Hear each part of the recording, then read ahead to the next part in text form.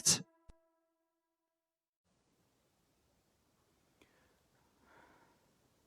Բարև ձեզ սիրելի հայրենակիցներ,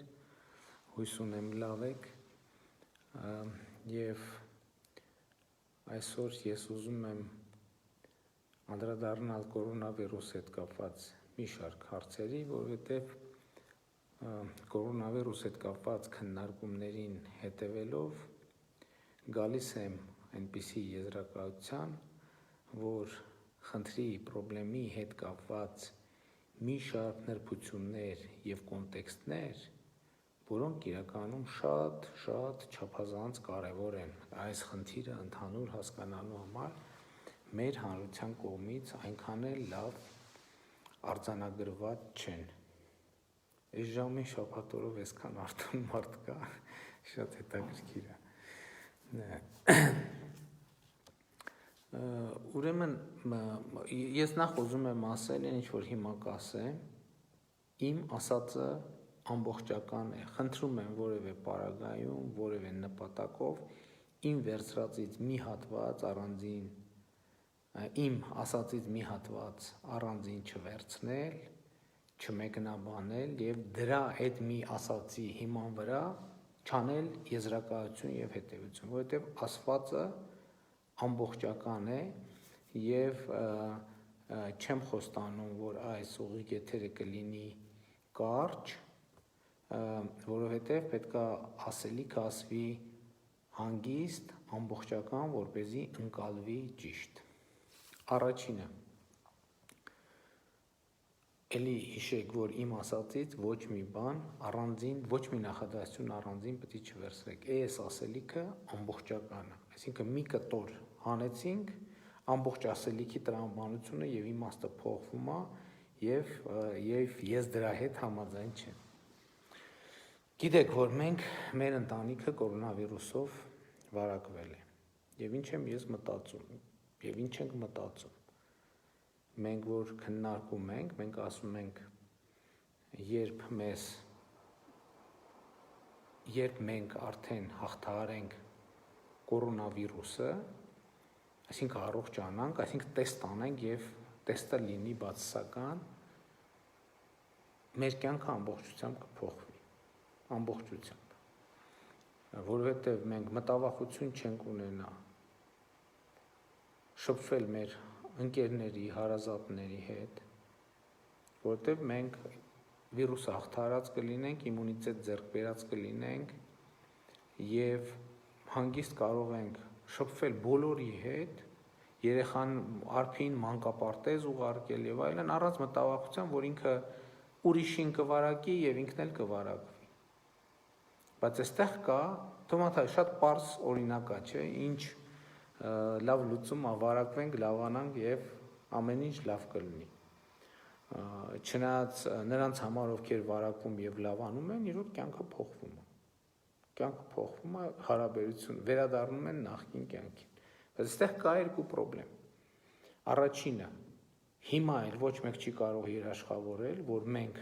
կոնկրետ մեր ընտանիքը, բարեհաջող կավարտի, որովհետև անկանխատեսելի հիվանդություն է։ Եվ երկրորդը, երկրորդ խնդիրը, իմ հարազատներից քանի մարդ կվարակվի ինձնից և իմ հարազատներից քանեսին կկորցնեմ ես այս ընթացքում։ Սա է կորոնավիրուսի ամբողջ նենգ բանաձևը, որովհետև եթե ես վարակվել լավացել եմ, դա հոյակապ է, որովհետև ես ձեռք եմ բերել առնվազն մի տարով իմունիտետ։ Շփվում եմ, վերադառնում եմ նախկին կյանքին, կարճ ասած։ Բայց եթե ես վարակվել եմ, երաշխիք չկա, որ ես չեմ մահանա, բ. երաշխիք չկա, որ իմ հարազատներից մեկը չի մահանա։ Սա է իրավիճակի ամբողջ բարդությունը։ Հիմա կրկին ուզում եմ անդրադառնալ մահացության թվերին։ Ինչ ունենք 2020 թվականի հունիսի 1-ի դրությամբ։ 2020 թվականի հունիսի 1-ի դրությամբ մենք ունենք մի քանի 100-ով ավելի պակաս մահ, քան 2019 թվականի հունիսի 1-ի դրությամբ։ Սիրում եմ հայ ժողովրդին աշխատասեր։ Մի անգամ համաժողովում, համագումարում Ելդաշինքի ասել էի, որ երկրի իրական փոփոխությունները պետք է դիտարկել այն տրամաբանությամբ, թե մարդիկ ժամը քանիսին են զարթնում, ու հիմա ուրախ եմ, որ Հայաստանում մարդիկ սկսել են շուտ զարթնել։ Լավ, վերադառնալով, անցած տարվա եւ այս տարվա մահացության թվերը տարբեր են, էականորեն ցածր է այս տարի մահացության թիվը, եւ դա ունի մի շատ հետաքրքիր պատճառ։ Առաջինը, օրինակ, անցած տարի քաղցկեղից հունիսի 1-ի դրությամբ մահացել է 2307 մարդ Հայաստանում, այս տարի 2213, համարյա 100 մարդով ավելի պակաս։ Ինչը տրամաբանական չի, որն է սրա բացատրությունը։ Սրա բացատրությունը հետևյալն է, որ պոտենցիալ այս տարվա առաջին 6 ամսվա մեջ քաղցկեղից մահացողների մի բավականին մեծ տոկոսը, պոտենցիալ մահացողների մեծ տոկոսը վարակվել է կորոնավիրուսով, եւ կորոնավիրուսը թույլ չի տվել, որ քաղցկեղը դառնա մահվան պատճառ, ինքն է դարձել մահվան պատճառ։ Եվ եթե այս վիճակագրությանը հավատանք, կստացվի, որովհետև այս մի վիճակագրությունը այսպիսի մեծ տատանումներ չի կարող տալ, մանավանդ քաղցկեղի պարագա։ Կստացվի, որ օրինակ եթե կորոնավիրուսը չլիներ, կորոնավիրուսով հիվանդացած քաղցկեղակիրների մի մասը կմահանար քաղցկեղից մինչև 2020 թվականի հունիսի 1-ը։ Նույնն էլ տեսեք, շնչառական օրգանների հիվանդություններ, այստեղ ամենատարբեր հիվանդություններ կան շնչառական օրգանների։ Անցած տարի այդ հիվանդություններից մահացել է հունիսի 1-ի դրությամբ 1448 մարդ, այս տարի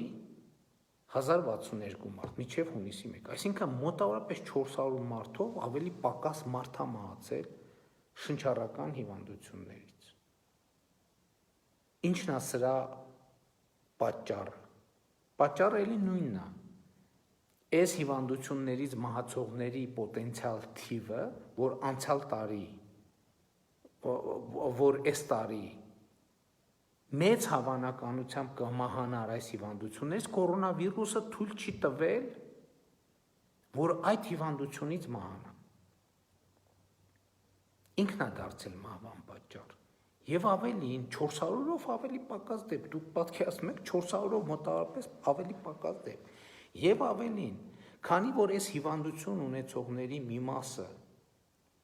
կորոնավիրուսի պատճառով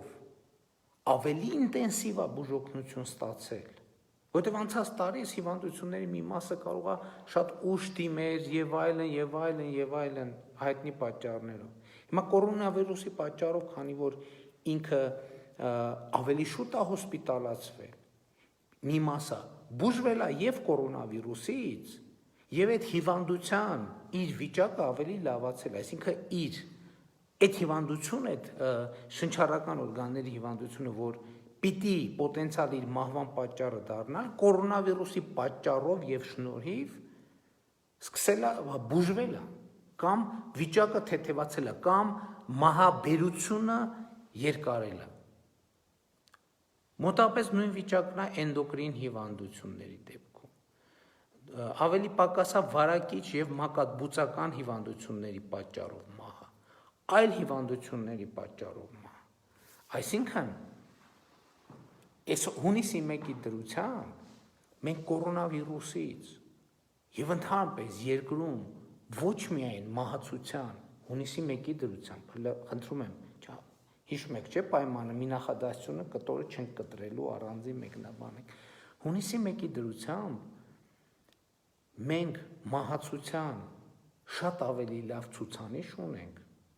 քան 2019 թվականին։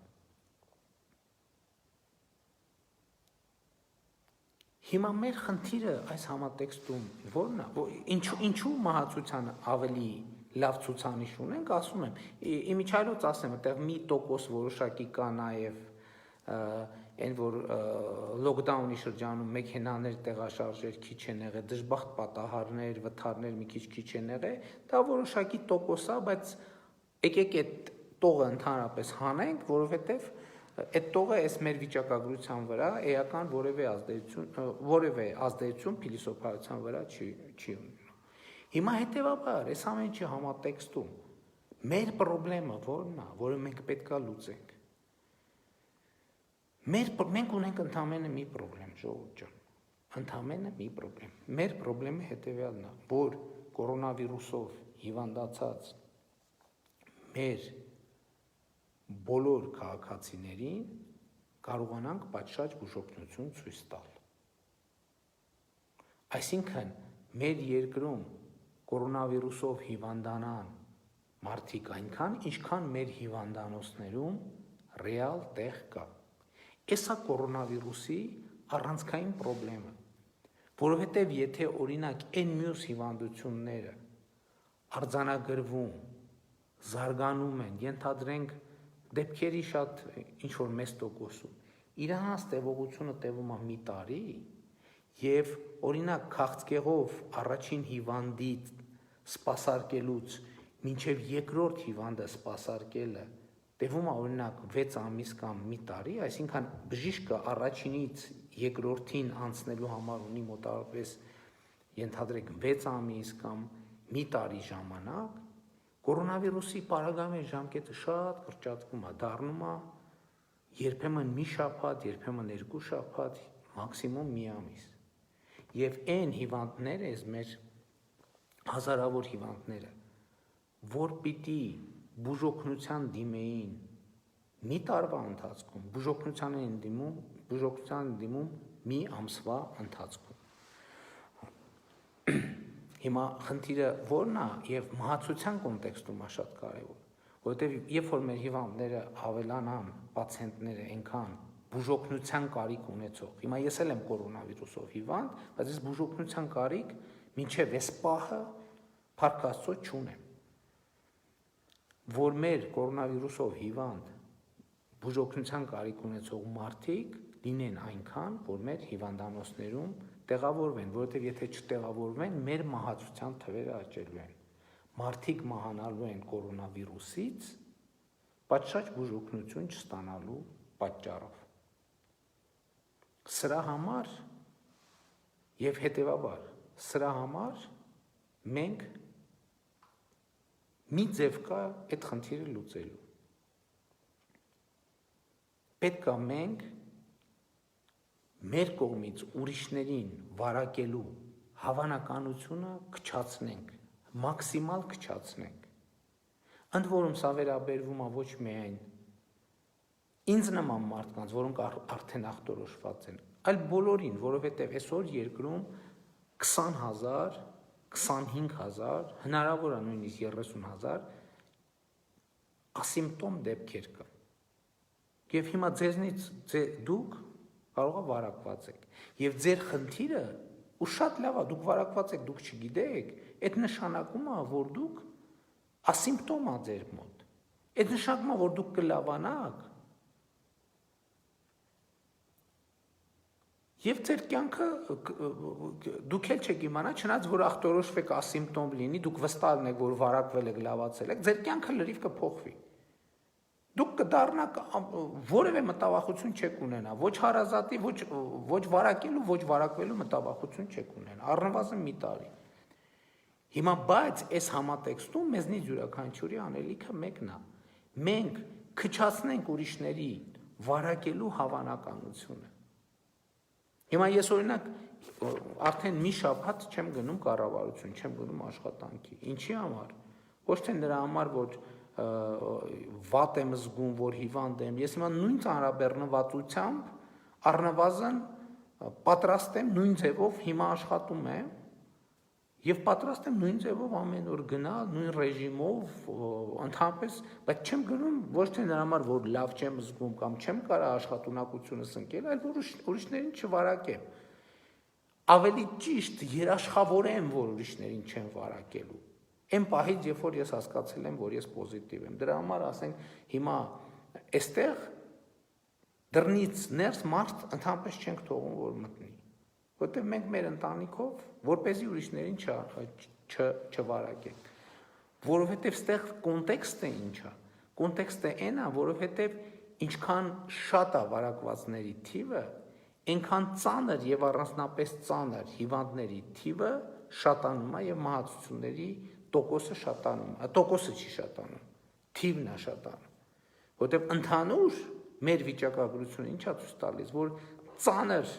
եւ առանձնապես ծանր վիճակի հայտնվում են, հասնում են պատշաճ ու բուժօգնության պարագայում, ես ուզում եմ շատ կարեւոր ընդգծել, 5%-ը, իսկ մահացությունը 1-1.2%։ Այստեղ հաջորդ կոնտեքստը հետևյալն է, եթե 10,000-ի 5%-ը 500 հոգի է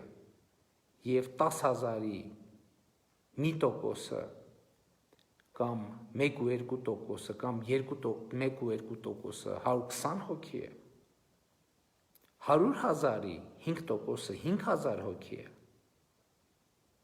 եւ հետեւաբար մեր առողջապահական համակարգը 5,000 հոգու ծանր վիճակում չի կարող սպասարկել։ Այդ դա միշտ այդպես է, ոչ թե այսօր այսպես։ Այսօր հենց ընդհակառակը մեր հզորությունները մեծացել են եւ շարունակում են մեծանալ։ Միշտ այսպես է եղել։ Հիմա եթե ծանր դեպքերը շատանան այնքան, որ հիվանդանոցներում տեղ չլինի, ստիպված են կլինելու վերադառնալ տոտալ լոկդաունի։ Կյանքը կանգնելու է իր բոլոր տնտեսական եւ սոցիալական հետևանքներով։ Եվ այսօր շատ երկրներ, այդ թվում Հայաստանը, գնացել է այդ ճանապարհով եւ լոկդաունի ընթացքում այո թվերը բոլորովին ուրիշ են եղել։ Բայց եթե լոկդաունի արդյունքում սա հաջորդ շերտն է, որը ես կուզեի, որ էլի շատ նուրբ, շատ ուշադիր լինեիք այս կետի նկատմամբ, այստեղ շատ կարևոր կոնտեքստ կա։ Լոկդաուն արեցինք, ընդհուպ մեր մոտ եկավ թվերը զրոյացավ։ Սա հարցի լուծումա։ Սա հարցի լուծում չի, սիրելի հայրենակիցներ։ Գիտեք ինչու, որովհետև աշխարհում եւ նույնիսկ զրոյով երկրում կորոնավիրուսը շարունակում է գոյություն ունենալ։ Եվ երբ որ տոտալ լոկդաունից հետո մենք սկսում ենք բացվել, միևնույնն է վարակը սկսում է նորից տարածվել։ Եվ եթե մենք այսինքն հավանականությունը առաջանում, որ մենք ելի կհայտնվենք նոր լոկդաուն հայտարարելու անհրաժեշտության եւ խնդրի առաջ։ Ինչն է խնդրեմ այս պարագայում։ Այս պարագայում խնդրեմն է նա, որ ունքը սարքելու տեղը մենք տալիս աչքնել ենք հանում։ Ինչու՞, որովհետև մի կողմից մենք կորոնավիրուսի հարցը չենք լուծում, մյուս կողմից մենք տնտեսական ու սոցիալական կոլապսի ենք ենթարկում երկիրը։ Եվ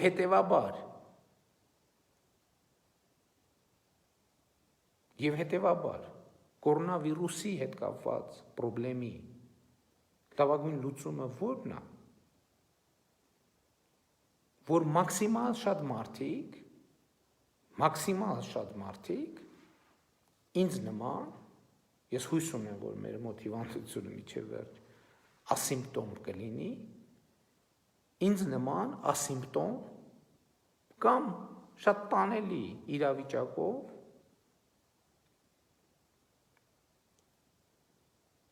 վարակվեն եւ լավանան կամ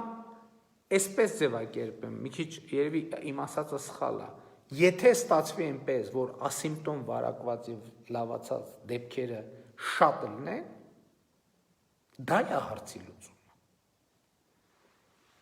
Հիմա մեր ընկալումը ո՞րն է այս հարցի լուծման։ Մեր ընկալումն է նա, մենք ես երեկ ասել եմ, այսօրվա վիճակով առողջապահական համակարգը ինչ ուզի, մենք պետքա տանք, որ մենք առողջապահական համակարգի հզորությունները մեծացնենք։ Բայց նախ առողջապահական համակարգի հզորությունների մեծացումը ժամանակ է տանում, երկրորդն էլ դա անսահմանափակ չի։ Էլի հիշում եք այն քաղցկեղով հիվանդների դեպքերը, այսինքն պոտենցիալ, երբ որ X քանակի, մենք օր ունենում ենք 500, 600, 700, 800 հիվանդ, պացիենտ ու իրանց հիշում եք 5%-ը ծանր կամ առանձնապես ծանր վիճակի առնում, այլ հիվանդանոցները չեն կարողանում այս դեպքերը սպասարկել։ Եվ պրոբլեմը առաջանում։ Եվ հիմա մեր խնդիրը մեծագույն խնդիրը հետևյալն է, այնպես անել, որ բուժման կարիք ունեցող մեր քաղաքացիների թիվը համապատասխանի մեր հիվանդանոցային կարողությունների թվին։ Եվ սա անել ոչ թե վարչահրամայական մեթոդով, որովհետև վարչահրամայական մեթոդն է սա, բոլորս տներում ամեն ինչ փակվում է եւ այլն եւ այլն։ Այդ պարագայում դուք աշխատանքի չեք գնում, աշխատավարձ չեք ստանում, գործարք չեք կարողանում անել, եկամուտ չեք ունենում, սա իր հերթին բերում է շղթայական ռեակցիաների, պետությունը հալք չի կարողանում հավաքել, թոշակ չի կարողանում վճարել եւ այլն եւ այլն։ Սա բերում է պրոբլեմի, ոչ միայն կորոնավիրուսային, այլ տնտեսական պրոբլեմի։ Եվ հետևաբար իմ փիլիսոփայությունը եւ հայեցակարգը հետևյալն է, որ եթե այս մեծ խնդիրը, որս այս մի հատ մեծ բեռ որպես ծանրացել է մեր ուսերին, բաժանենք պայմանական ասած 3 միլիոն մասի, բաժանենք մեր 3 միլիոնի ուսերին, ամեն մեկի ուսերին դնենք մի հատ փուճուր բեռ, որը ինքը իրականում կարա տանի, չնայած էլի դիսկոմֆորտ է, ուսը մի քիչ կցավի, մի քիչ նենց ավելի լավ է առանց ավելորդ բեռի քայլելը, բաժանենք այդ բեռը իրար մեջ, եւ ամեն մեկս այդ բեռը թեթև կրելով, համեմատաբար թեթև, կարող է ընդ որում ծանր է, բայց ուրիշ բան է, այդ բեռը, թեկուզ այդ շատ ծանր բեռը կրում է կառավարությունը մենակ, ուրիշ բան է, մենք բոլորով ենք այդ բեռը կրում, դա իրար հետ թեթև գնում ենք, շարունակում ենք առաջ։ Եվ հիմա մեր ամբողջ քաղաքականություն եւ տրամաբանությունը սա է։ Սա է, եւ այս խոսակցությունը ինչի ծագեց։ Երբ որ ես տեսնում եմ, որ կա հարցադրում, ասում են, հա ինչ ենք մենք դիմակ կրում, լավ ինչ ենք մենք սենց անում, լավ ինչ ենք մենք այդպես անում։ Ասենք օրինակ նույն հարցը, ինչու ենք դիմակ կրում ավտոմեքենայի մեջ նույն ընտանիքի անդամներով։ Հա հարցը թվում է թե տրամաբանական է, բայց դա ունի մի քանի շատ կոնկրետ պատասխան։ Առաջինը, որ ձեր տեսքով շատ պրիմիտիվ բան պիտի ասեմ, կողքիններից գոնությունը բարձրացնեք, որովհետև մարդը երբ որ տեսնում է աջ, տեսնում է դիմակով մարդ, մարդը տեսնում է ձախ, տեսնում է դիմակով մարդ, իր այդ բանի զգացողությունը, զգուշավորության զգացողությունը վերադառնում է, որովհետև կորոնավիրուսով մենք շատ դեպքերում վարակվում ենք ինչի համար, որ մոռանում ենք խնդրի մասին։ Որտեվ կյանքը առօրյա գործերով մենք 24 ժամ կորոնավիրուսի մասին չենք մտածում։ Եվ հետևաբար, երբ որ դուք մեքենայով երթևեկության մեջ դիմակներով եք, ուրիշներից գոնությունը բարձրացնում եք։ Երկրորդը, որ թույլ չտաք, որպեսզի նույն ընտանիքի անդամներ չհանդիսացող անձինք, օգտվելով նույն ընտանիքի անդամների իրավունքից, մեքենայի մեջ դիմակ չկրելու։ Իրանք դիմակ չկրեն և այդպիսով դառնան կորոնավիրուսի տարածման շատ կոնկրետ աղբյուր։ Այսինքն դուք ձեզ նշելով ուրիշին հնարավորություն չեն տալիս, որ ձեր ծխածածկույթի տակ գործի այլ տրամաբանության մեջ։ Սա երկրորդը։ Երրորդը, ի վերջո դուք ձեր մեքենան տանում եք, ինչ-որ ժամանակը մեկ տանում եք սպասարկման, մեքենան լվանալու և այլն և այլն։ Դուք չգիտեք ով և ինչպես է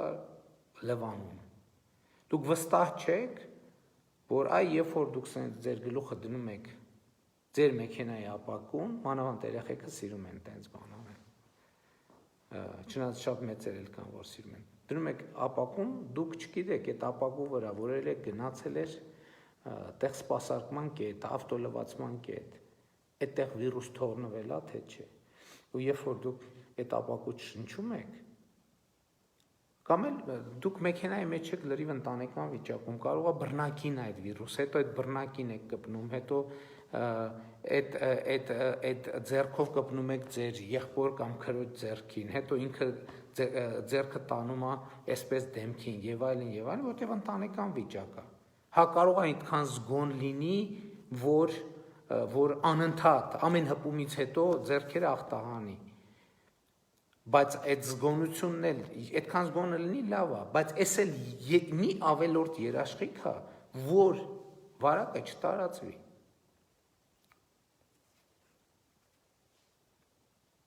Սա է այդ հարցի կոնկրետ պատասխանը։ Հետո, բաց տարածքում, ասում են, որ օրինակ բաց տարածքում ինչու ենք դիմակ կրում։ Սա պատասխանն էլ է շատ պարզ։ Նախ էլի, որ ձեր տեսքով ահազանգ դառնաք ուրիշների։ Մենք բոլորս իրար անընդհատ հուշ ենք, որովհետև կա, չէ, նախազգուշացնող նշաններ, փողոցում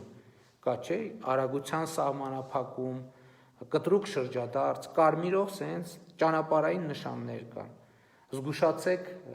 գետինը թաց է, կամ էլ ինչ զգուշացնող նշաններ կան, հիմա չեմ։ Մեր դիմակը առաջին հերթին ուրիշների համար զգուշացնող նշան է, որ ժողովուրդ երկրում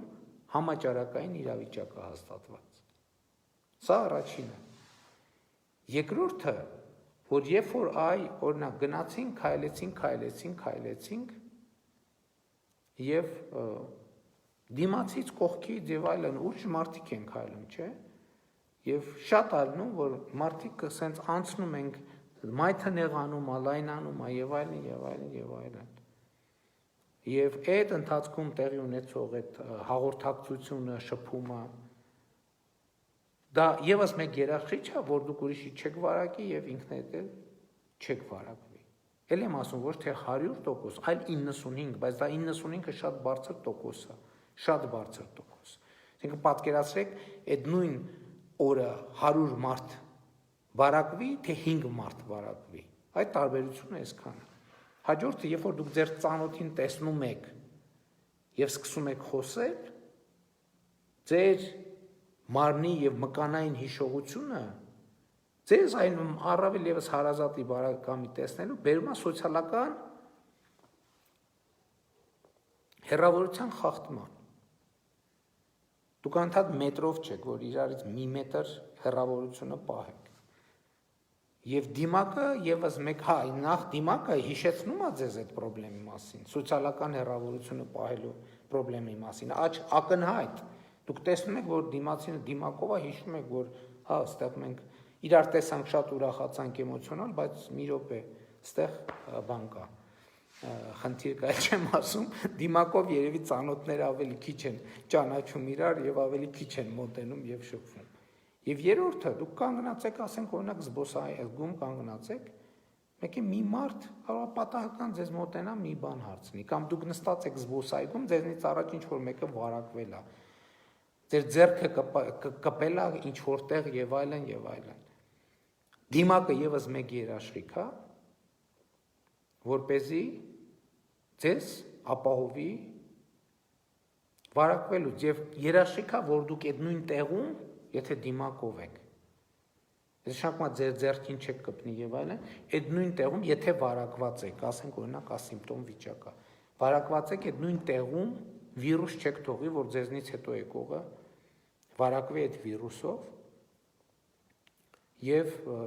էլի ասում եմ, անծանոթը մոտեցավ մի բան ասեց, հիմա ցավոք սրտի այդտեղ չեք ասում իրար, կամ ինքը դիմակով չեք ասում, մի հատ մի րոպե ես դիմակս դնեմ, դուք էլ դիմակ դրեք։ Եվ մեր այսօրվա վիճակագրությունը ցույց է տալիս, որ մենք բազմաթիվ այս իրավիճակներում վարակվելու բազմաթիվ դեպքեր ունենք։ Եվ այս կոմպլեքս միջոցառումները, այս ամեն ինչը մանրամասն ես ասացի, էլի եմ ասում հարցի կորոնավիրուսի հետ կապված բոլոր շերտերը ձեզ համար բացահայտելու համար։ Ժողովուրդ ջան, ճիշտ չի լինի, եթե մենք նորից ստիպված լինենք գնալ լոկդաունի։ Որովհետև ասում եմ, եթե լոկդաուն արեցինք, տոտալ պահեցինք, դեպքերը հասցնենք զրոյականի,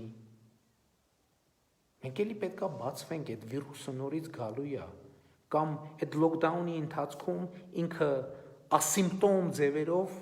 ինչ-որ ձևով շարունակվելու է, ներկա է ալնելու, ինքը չի վերանալու։ Եվ մենք այդ նշանակումը պետք է փակվենք եւ ըստ էության փակվենք։ Մեր խնդիրն է ոչ թե փակվել, այլ գնալ բացվելու ճանապարհով։ Իսկ բացվելու ճանապարհը հետեւյալն է, մեզնից յուրաքանչյուրը այս բեռի իր բաժինը վերցնի եւ տանի։ Այո, նեղություններ կրելով։ Այո, հա, ինչ եմ, բաց տարածքում ինչ եմ դիմակ կրում։ Իմ ընտանիքի անդամների հետ մեքենայով տեղ եմ գնում։ Ինչ եմ դիմակ կրում։ Ընդհակառակը տներում էլ եթե ունեք առիթ հնարավորություն կամ կասկածներ կամ տարիքով մեծ մարդ կամ քրոնիկ հիվանդությունով մարդը դեռ պետք է դիմակ կրեք իր հետ շփվելու ընթացքում առնվազն, որպեսզի մենք կարողանանք այս շղթան, այս ծանրաբեռնվածությունը կարողանանք կոտրել։ Այսքանն է ըստ էության ուզում ասել։ Եվ ուզում է ասել,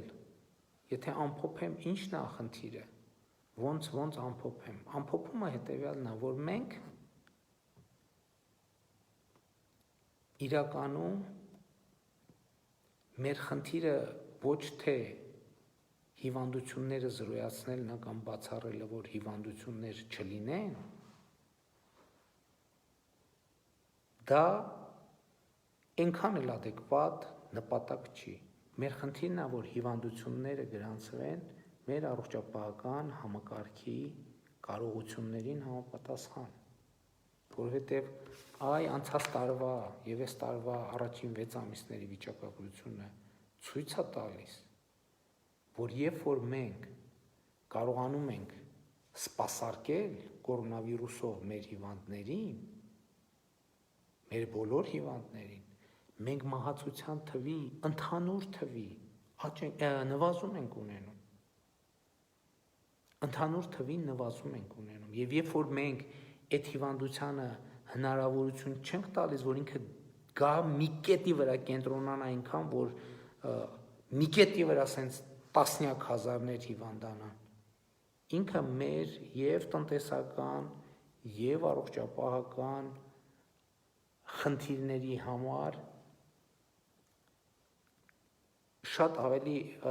համակարգերի համար շատ ավելի տանելի է դառնում եւ ի վերջո մենք հնարավորություն ենք ստանում ձեռք բերել իմունիտետ այդ հիվանդության նկատմամբ։ Էլի ասում եմ, հիմա իմ մտածածը հետևյալն է, որ եթե հաջողվի ես մեր ընտանիքը ասիմպտոմ միջև վերջ տանանք եւ մի պահի տեստ անենք, տեսնենք բացասականա, մենք առաջիկա 1 տարում վերադարձանք լիարժեք կյանքի։ Երեխեքը կարող են գնալ, Արփին կարող է գնալ մանկապարտեզ, կարող ենք մեր հարազատների հետ շփվել, առանց մտավախության, իմանալով, որ մենք իրանց չենք վարակելու, մենք էլ չենք վարակվելու, ոչ իրանցից, ոչ ուրիշներից։ Բայց խնդիրն այն է, որ այս process-ը պետք է մենք պահենք մաքսիմալ կառավարելի։ Իսկ մաքսիմալ կառավարելի ձևը հետևյալն է, ամեն ինչ անել, որ չվարակել ուրիշներին։ Առաջնորդվել են կանխավարկածով, որ ես վարակված եմ ու ես պետք է ամեն ինչ անեմ, որ չվարակեմ ուրիշներին։ Հետ էլ ասեմ, այս իմացությունը, այս ամբողջ ասելիքը, ինքը սա այս ընթացքում նայում ենք, ուսումնասիրում ենք, կարդում ենք, վիճակագրությունն ենք ուսումնասիրում, սրանք հետևություններ են, որ մենք օրինակ 2 ամիս առաջ չենք կարող անել, որովհետև մեզ պետք էր հասկանալ, զգալ, շոշափել այդ հիվանդությունը, սեփական ձեռքերով, որտև ուրիշը պատմում է, ամեն երկիր ունի իր առանձնահատկությունը, սկսած առողջապահական համակարգից, վերջացած բնակչության տարիքային շերտավորմամբ եւ այլն եւ այսպես առողջապահական բժիշկների պրոֆեսիոնալությունից եւ այլն եւ այսպես շարունակ։ Հիմա մենք այս պարամետրերով, շատ պարամետրերով արձանագրել ենք մեր կարողունակությունը եւ պետքա օգտվել կարողունակությունից եւ դրա համար պետքա ընդհանրապես մեծացնել կարգապահության եւ պատասխանատվության մակարդակը։ Եվ իհարկե դա կարելի է անել վարչական մեթոդներով։ Եվ ես չեմ բացառում, որ ցանկացած իմիջիալոց ասեմ, ցանկացած պահի, ասենք այսօր օրինակ կարող ենք որոշում կայացնենք այդպիսի։ Բայց մեկը դրա հետևանքները, հետաձգված հետևանքները ծանր են լինելու, որոնք բոլոր երկրների համար։ Այսօր մարդիկ կան թուղթուգրիչով նայում են այս երկիրը, նենց են մյուս երկիրը, նենց են չորրորդ երկիրը, մի շտապեք ամփոփել արդյունքները, որտեղ քանի դեռ պատվաստանյութ չկա կորոնավիրուսի, վաղա արդյունքները ամփոփել, շատ վաղ արդյունքները ամփոփել, որտեղ մի տարի դեռ դեմներս կա։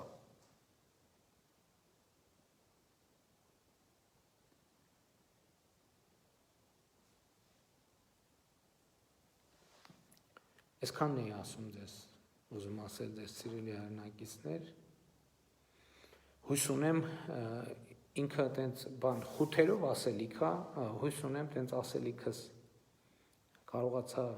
ճիշտ ձևակերպել, հասցնել ձեզ ու խնդրում եմ սկզբից պայման էի առաջարկել, որ այս ասելիքը մի հատված առանձին վերցած ինքը գոյություն չունի, ինքը պետք է նայել ամբողջության մեջ, այսինքն որևէ պարագայում մի նախադասություն այստեղից հանված, առանձին դրված, ես դրա հետ համաձայն չեմ։ Սա պետք է նայել ընդհանուր տրամաբանության մեջ եւ ուզում եմ, որ մենք իսկապես Հայաստանում հակահամաճարակային շարժում սկսվի։ Հիմա Հայաստանում պրո-համաճարակային շարժումներ են սկսած։ Եկեք հակահամաճարակային շարժում սկսենք եւ էլի որն է բանաձևը այդ շարժումը սկսելու եւ հաղթական ավարտին հասնելու, էլի մեկն է, քայլ արա, կրիր դիմակ, փրկիր կյանքեր, ախտանի ձեռքերդ, ամեն օր դիմակ կրի եւ պահիր սոցիալական հեռավորություն, բոլոր դեպքերում պահիր սոցիալական հեռավորություն։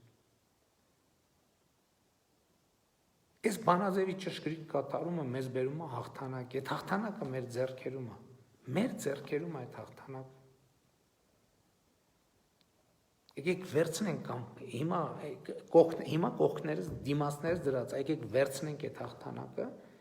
եւ պինդ պահենք մեր ձեռքերում։ Ախր կարող ենք մենք, դուք կարող եք, բոլորովս կարող ենք։ Ես համոզված եմ դրանում։ Ես համոզված եմ դրանում։ Սիրում եմ ձեզ, հպարտանում եմ ձեզանով եւ խոնարհվում եմ բոլորիդ առաջ։ Լավ եղեք, ժողովուրդ ջան, դուխով։